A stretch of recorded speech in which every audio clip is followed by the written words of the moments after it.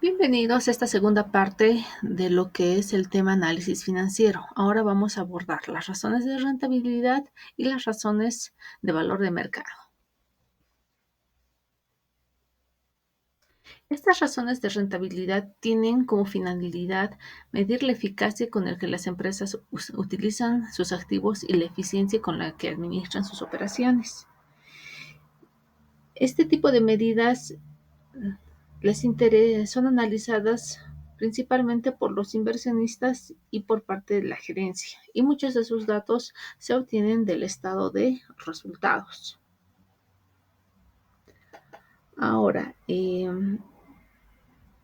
¿qué nos muestra un estado de resultados? Nos muestra el rendimiento, la rentabilidad que ha tenido la empresa durante un periodo de tiempo.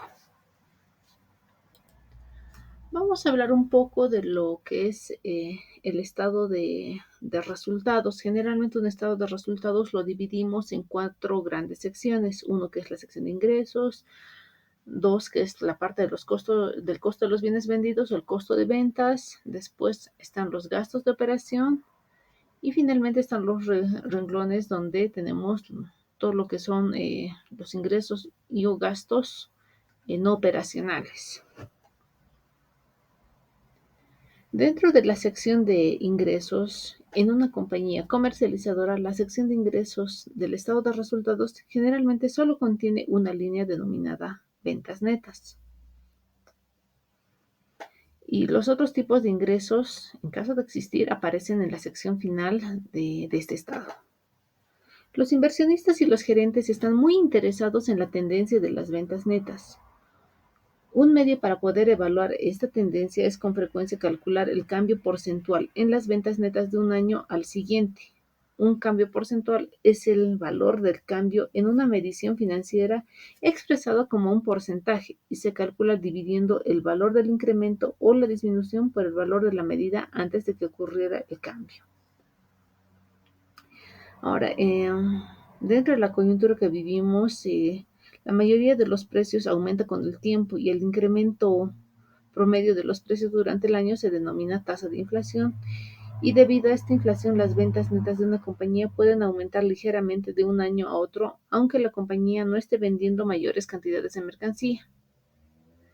Si es que el volumen físico de las ventas de una compañía está aumentando, las ventas netas generalmente aumentarán más rápido que la tasa de inflación. Ahora, si las ventas de una compañía crecen más rápidamente que el promedio de la industria, la compañía aumenta su participación en el mercado o el market share, es decir, aumenta su participación a nivel de los segmentos donde ellos participan.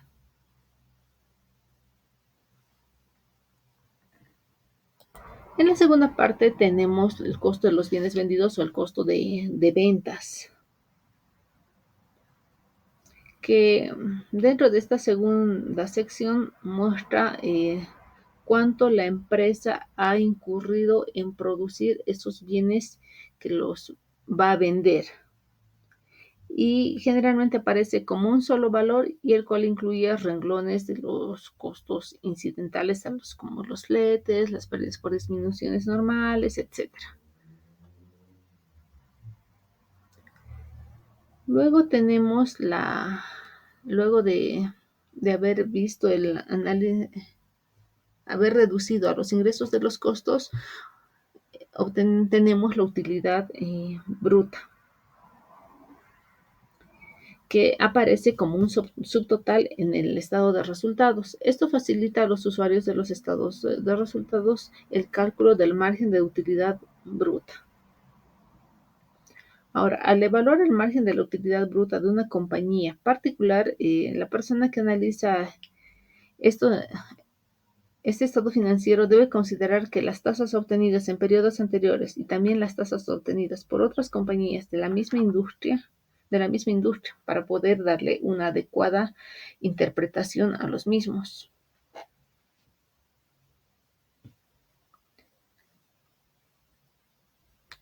Entonces, cada tipo de empresa, según el rubro donde se mueva, va a tener diferentes porcentajes a nivel de la utilidad bruta.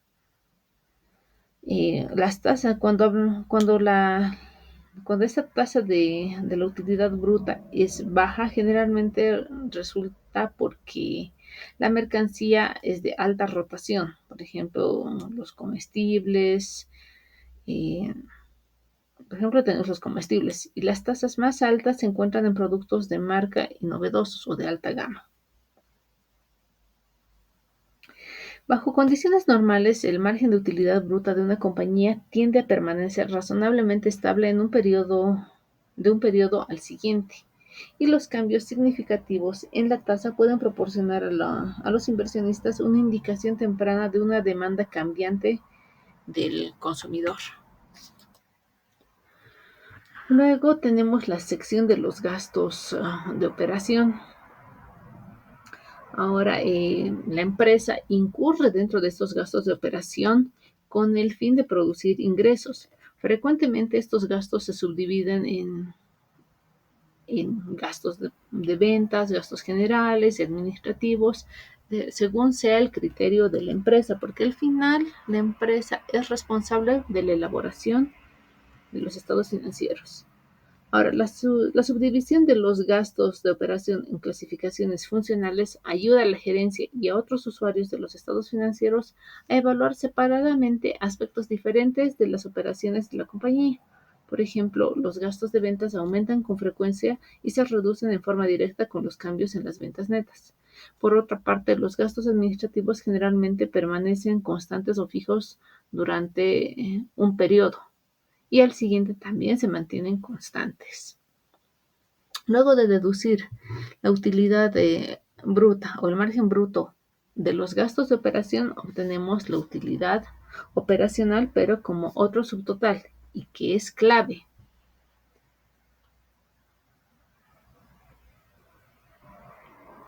Ahora, esta utilidad operacional nos muestra la relación entre los ingresos obtenidos de clientes y los gastos en los cuales se incurre para producir estos ingresos. En efecto, esta utilidad operacional mide la rentabilidad de las operaciones de negocios básicas de una compañía y deja por fuera otro tipo de ingresos. Es decir, nos muestra si realmente la empresa, con los ingresos que ha obtenido durante ese periodo, es capaz de cubrir sus costos y es capaz de cubrir sus gastos operativos. Luego tenemos la siguiente línea, que son los renglones o la parte de los ingresos y gastos no operacionales, que son aquellos ingresos y gastos que no están relacionados directamente con las actividades principales de la empresa y se enumeran en la parte final del estado de resultados después de haber determinado la utilidad operacional. Dentro de esta parte, los más significativos son los gastos de intereses o los gastos financieros y el gasto por el impuesto sobre la renta. El gasto de intereses proviene de la manera en la cual los activos son financiados y no de la manera en la cual son utilizados estos activos en las operaciones del negocio. El tema del gasto, del impuesto sobre la renta no está incluido entre los gastos de operación porque el pago de estos impuestos no ayuda a producir ingresos. Los ingresos no operacionales, tales como el interés y los dividendos obtenidos en inversiones, también se los revela o presenta en esta sección del estado de resultados. Finalmente tenemos la utilidad neta. La mayoría de los inversionistas consideran la utilidad neta o el resultado neto, ya sea utilidad neta o pérdida neta, o se le puede decir también resultado neto, como la cifra más importante en el estado de resultados, ya que este valor representa un incremento global o reducción en el patrimonio de los propietarios resultante de las actividades del negocio durante un periodo. Con frecuencia, los analistas financieros calculan la utilidad neta como un porcentaje de las ventas y así poder saber cuál es la capacidad de la gerencia para controlar los gastos y de retener una porción razonable de su ingreso como utilidad. Ahora vamos a describir cada uno de estos ratios. El primero es el margen de utilidad, que es igual a la división de la utilidad neta sobre las ventas. Este ratio también es conocido como margen de beneficio o margen de ganancia, y la misma se utiliza para medir la rentabilidad de una empresa en relación con sus ingresos totales. Dentro de la utilidad neta, la misma se refiere a las ganancias netas de la empresa después de haber deducido todos los gastos, incluyendo los intereses e impuestos. Y las ventas se refiere a todos los ingresos totales generados por la empresa a partir de la venta de sus productos, es decir, todos aquellos ingresos relacionados con el giro del negocio o su operativa. El resultado del cálculo se expresa típicamente como un porcentaje. Este porcentaje indica cuánto porcentaje de las ventas de la empresa se convierten en beneficio neto después de deducir los costos y gastos asociados. El margen de utilidad es un ratio esencial para evaluar la rentabilidad de una empresa y su capacidad de generar ganancias a partir de sus operaciones. Un margen de utilidad alto indica que la empresa está reteniendo una mayor proporción de sus ingresos como beneficio neto, lo que generalmente se considera positivo. Esto significa que la empresa es eficiente en la gestión de sus costos y gastos, lo que puede ser una señal de buena gestión financiera. Por otro lado, un margen de utilidad bajo puede indicar que la empresa está luchando por generar ganancias en relación con sus ingresos. Y esto podría deberse a una variedad de factores, como los costos operativos elevados, una competencia feroz o una presión sobre los precios.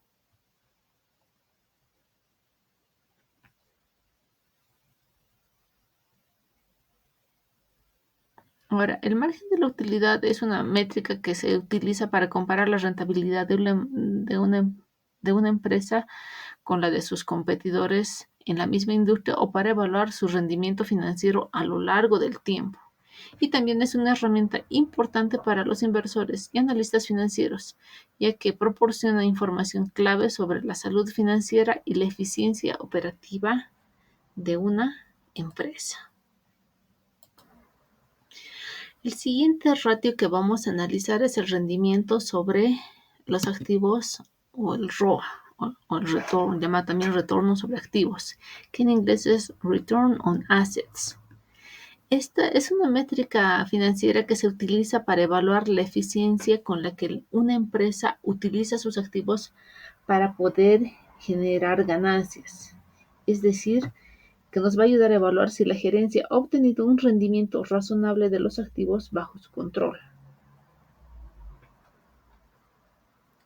En esencia, el ROA indica cuántos beneficios genera una empresa por cada unidad monetaria de activos que posee.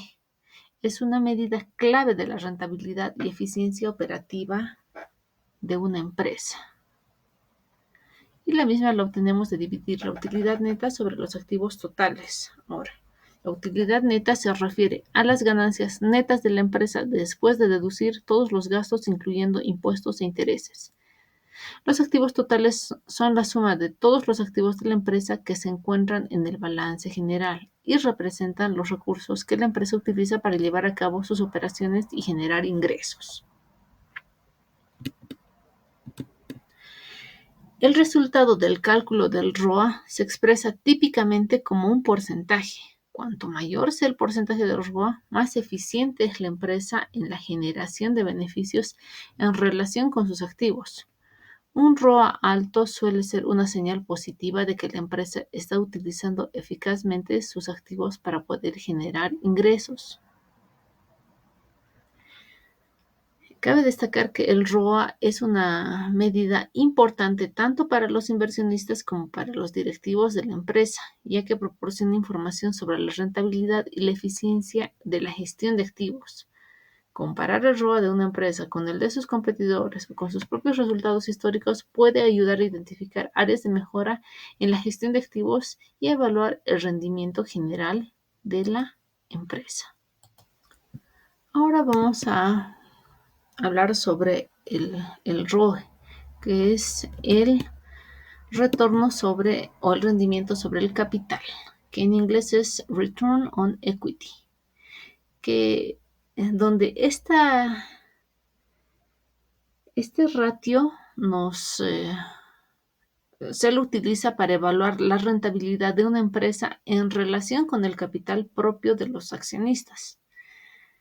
Este ratio proporciona la información sobre la eficiencia con la que la empresa utiliza el dinero invertido por los accionistas para poder generar ganancias. La fórmula es la siguiente. Es la división de la utilidad neta sobre el capital total, es decir, el capital aportado, las reservas, utilidades retenidas, todo.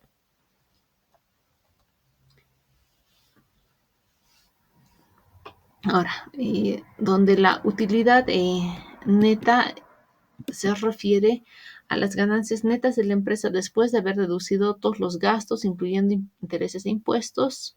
Y el capital propio representa la inversión de los accionistas en la empresa y se encuentra en el balance, como dentro del patrimonio neto. E incluye el capital social, las utilidades retenidas, las reservas y otros aportes de los accionistas. Resultado del cálculo del ROE se expresa típicamente como un porcentaje.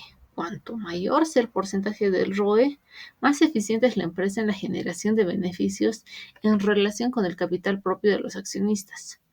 Un ROE alto suele considerarse una señal positiva de que la empresa está generando un buen rendimiento para sus inversionistas. Este ratio es importante también para los inversores y directivos, ya que proporciona información sobre la rentabilidad y la eficiencia en la utilización de los recursos financieros de la empresa. Y el tema de comparar el ROE de la empresa con el de sus competidores o con los resultados históricos, se pueden identificar tendencias y evaluar la capacidad de la empresa para generar valor para sus accionistas. También es importante aclarar que este rendimiento sobre el capital puede ser más alto o más bajo que el rendimiento total de los activos, dependiendo de la forma como la compañía haya financiado sus activos y de los valores de sus ingresos y gastos no operacionales. Una compañía que sufre una pérdida neta proporciona a sus accionistas un rendimiento negativo sobre el patrimonio de los accionistas. Como sabemos, la utilidad neta afecta directamente al patrimonio. A continuación tenemos una segunda fórmula de ROE, que la misma se descompone en tres componentes claves para una mejor comprensión. Esta fórmula de ROE se lo puede expresar de la siguiente manera. En la primera parte, la utilidad neta sobre las ventas es el margen de utilidad.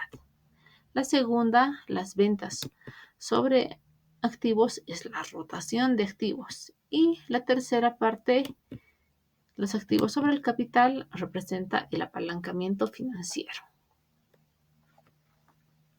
Y vamos a recapitular un poco. El margen de utilidad es la parte de la fórmula que se refiere al margen de beneficio neto que mide la rentabilidad de la empresa en relación con sus ingresos. Luego tenemos la rotación de activos, donde él mismo evalúa la eficiencia de la empresa en la utilización de sus activos para poder generar ventas. Y tenemos como dentro del tercer componente el apalancamiento financiero, que se refiere al uso de la deuda para financiar las operaciones de la empresa. Ahora, ¿cómo interpretamos este ROE descompuesto? Al utilizar la descomposición de ROE, vamos a poder obtener una comprensión más profunda de lo que impulsa la rentabilidad de la empresa. El margen de la utilidad neta. Un alto margen de utilidad neta va a indicar una buena eficiencia en la gestión de los costos y una capacidad para poder generar beneficios a partir de las ventas. Y en cuanto a la rotación de activos, una alta rotación de activos va a indicar una eficiente utilización de los mismos para poder generar las ventas. Una empresa puede generar más ventas con menos activos y tiende a ser más eficiente. Y finalmente está el apalancamiento financiero. Un mayor apalancamiento financiero puede amplificar el ROE, ya que va a permitir a la empresa utilizar más activos sin aumentar proporcionalmente el capital propio. Sin embargo, el apalancamiento financiero también conlleva un mayor riesgo, ya que los costos de intereses pueden aumentar.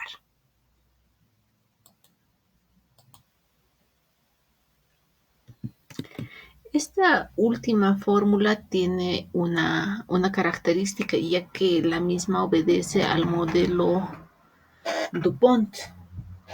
Este modelo descompone este ratio en, en estos tres componentes y en varios componentes que nos ayudan a estudiar de dónde viene la mejora o el deterioro de la empresa. El estudio de estos componentes a lo largo del tiempo nos ha de dar idea de cómo evoluciona el negocio de una empresa, la rentabilidad de sus activos y la gestión de su endeudamiento. Ya en la década de 1920, la dirección de DuPont Corporation había desarrollado un modelo denominado Análisis DuPont para evaluar detalladamente la rentabilidad de la empresa. Este análisis es una herramienta que puede ayudarnos a evitar conclusiones erróneas sobre la rentabilidad de una empresa.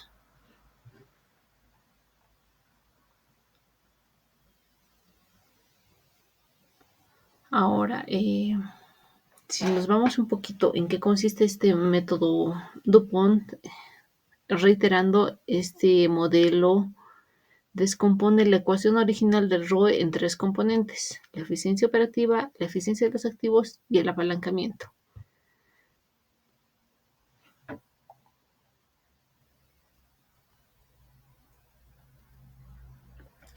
La eficiencia operativa se mide por el margen del beneficio neto e indica la cantidad de ingresos netos generados por cada unidad monetaria de ventas. La eficiencia de los activos se mide por la rotación total de los activos y representa la cantidad de ventas generada por cada unidad monetaria de activos. Y por último tenemos el apalancamiento financiero, que viene determinado por el multiplicador del capital. Los dos primeros componentes evalúan las operaciones de la empresa. Cuanto mayor sean los componentes, más productiva será la empresa. Sin embargo, es importante mencionar que dependiendo del sector en el que opere la empresa, el margen de beneficio neto y la rotación total de activos tienden a compensarse entre sí. Por ejemplo, es probable que un fabricante de maquinaria genere una baja rotación de activos y requiera algunas inversiones fuertes. Por lo tanto, esta empresa probablemente va a tener un alto margen de beneficio para compensar la baja rotación. Pero si por otro lado tuviésemos un restaurante de comidas rápidas, es probable que tenga una alta rotación de activos, pero un margen de beneficios mucho menor debido a los precios más bajos.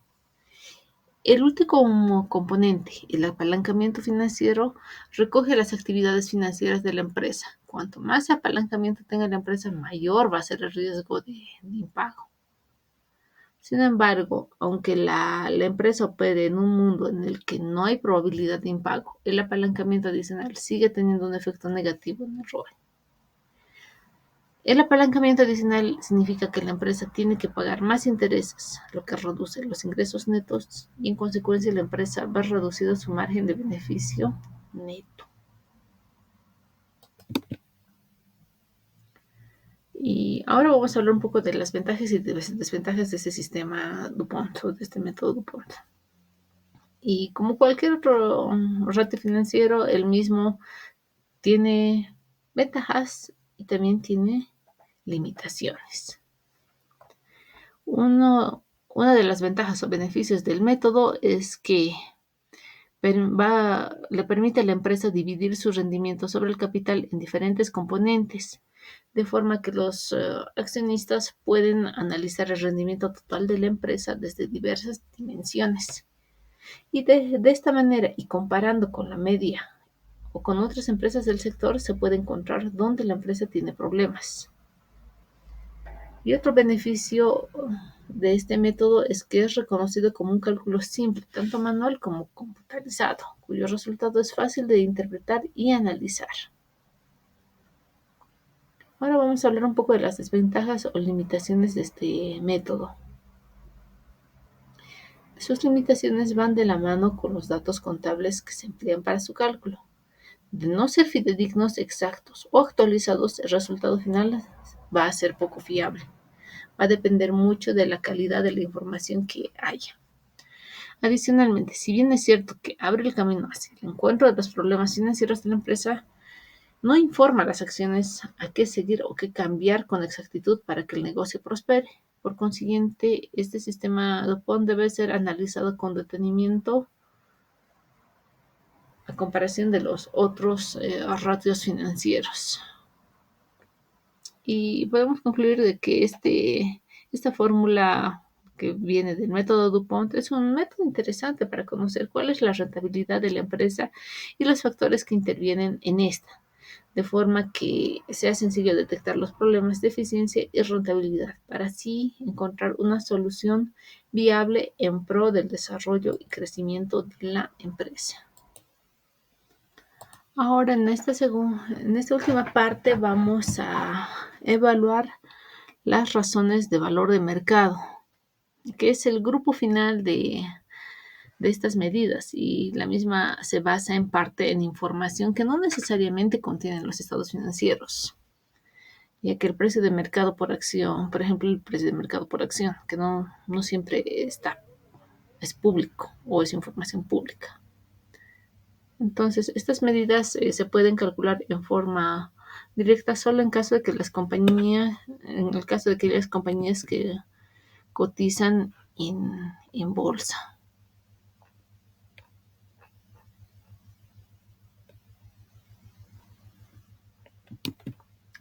La primera es razón precio-utilidad, que es la división del precio por acción y las utilidades por acción.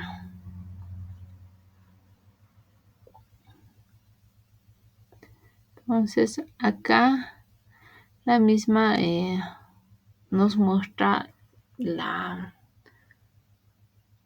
proporción de estas acciones con respecto a las utilidades por acción.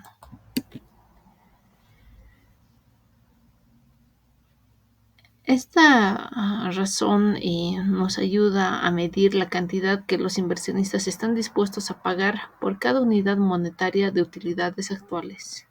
Y con frecuencia se considera que estas razones de precio-utilidad alta significa que la empresa tiene muy buenas perspectivas de crecimiento futuro. Desde luego, si una empresa no tuviera utilidades o casi ninguna utilidad, su relación precio-utilidad sería probablemente muy grande. Por lo tanto, como siempre se debe tener cuidado al momento de determinar o de cómo se interpreta esta razón.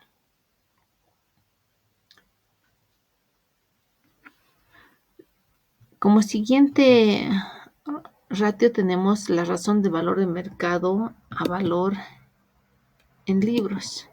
¿Cuál es la división del valor de mercado por acción y el valor en libros por acción?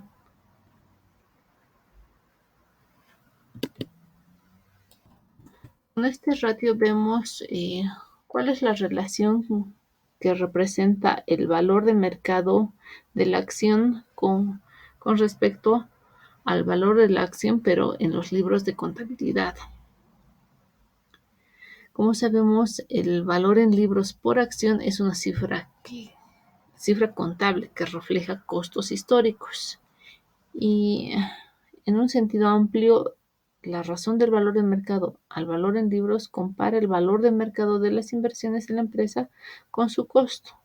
Un valor de menos de 1 podría significar que la empresa no ha logrado en general crear valor para sus accionistas. Luego tenemos el ratio múltiplo de valor de la empresa. Los analistas financieros usan múltiplos de evaluación basados en el valor de una empresa cuando la meta es estimar el valor del negocio total de la empresa y no centrarse exclusivamente en el valor de su capital.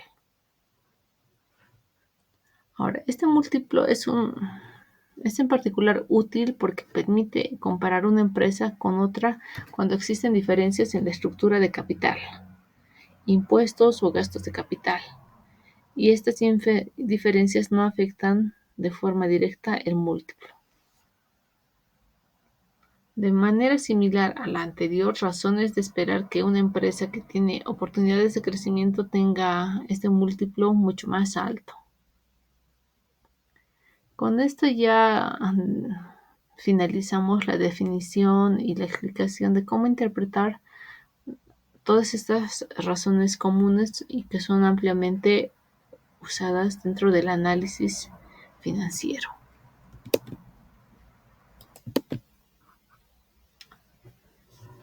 Entonces, ya para ir concluyendo esta sesión, podemos decir que el análisis financiero es una herramienta crucial que va a ayudar en varios aspectos a la empresa a poder realizar una mejor gestión y realizar una mejor evaluación de la empresa.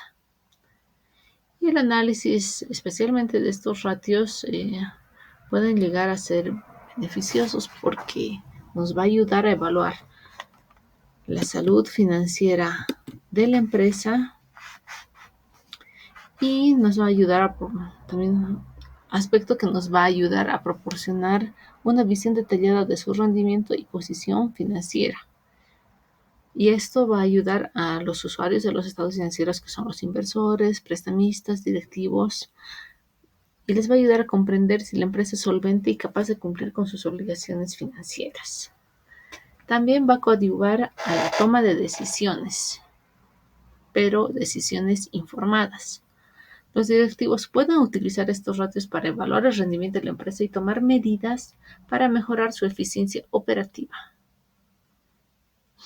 Y también les va a ayudar a tomar decisiones sobre datos concretos. También este tipo de análisis financiero por ratios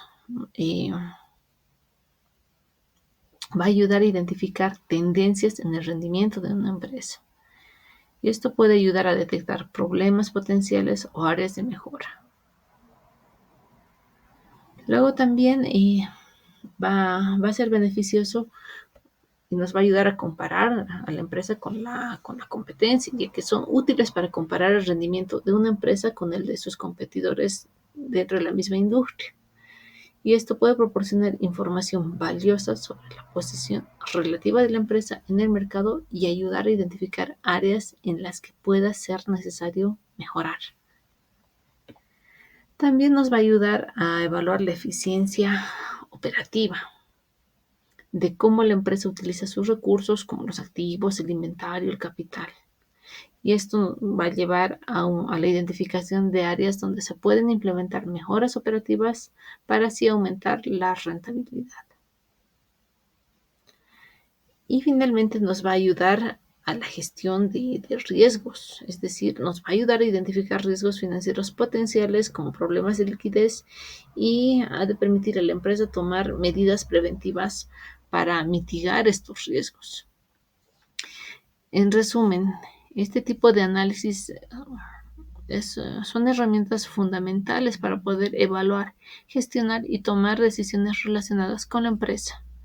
Y nos van a proporcionar información valiosa que puede utilizarse para la mejora de la rentabilidad, la gestión de los riesgos y una toma de decisiones estratégicas. Eso sería todo en cuanto a lo que es la parte del análisis financiero. Y siempre cierro con una pequeña frase donde nos dice que el éxito no es la clave de la felicidad, sino la felicidad es la clave del éxito. Si amas lo que haces, tendrás éxito. Gracias a todos por su atención.